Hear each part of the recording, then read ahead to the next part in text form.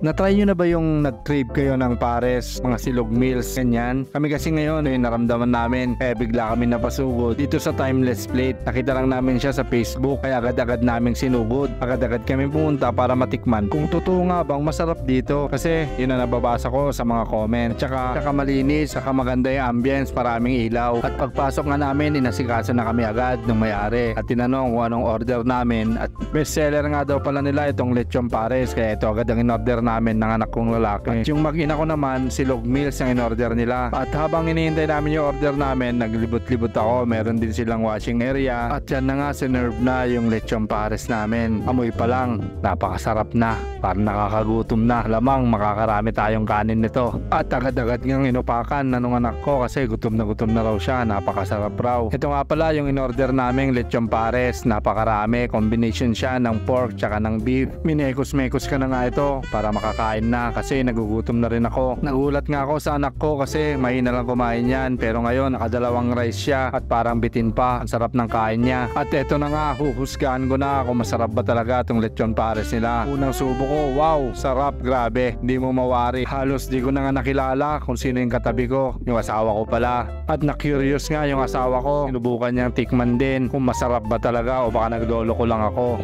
At yun nga, kita naman sa reaksyon niya, sarap daw. At yan na nga, dumating na rin yung mga silog nila. Tapos silog, tsaka sa anak kong babae. Ito silog kasi yan ang paborito niyang pagkain. Sinubukan ko nga rin humingi ng tapa kung masarap. Tama nga, malasang malasa yung tapa at napakalambot. Hindi ka magsisisi kung ito yung kinain mo. Lahat masarap. Kaya kung ako sa inyo, try nyo rito sa Timeless Plate. Matatagpuan nito sa may San Mateo Road malapit sa Robinson. Or check nyo yung page nila, Timeless Plate, sa Facebook. Doon mismo ito sa may terminal ng Florida. Kaya kung ako sa inyo mga kanaknak, try nyo. Napakasarap, hindi kayo magsisisi. Busog ka na, abot kaya pa sa bulsa. Kaya ano pang hinihintay nyo, try nyo na dito sa Timeless Plate. Alright. At dahil opening nga nila, binigyan kami ng sisi. Ikman daw namin bago nila ilabas sa market. Kaya sinamantala namin yung pagkakataon. Libreng sisig ba naman? Tsaka mukhang masarap naman siya. Kaya agad-agad namin pinaghatian para matikman. Inaabangan nga niya kung anong reaction namin. Pero syempre, expected na masarap ito. Kasi yung lechon pares sila napakasarap.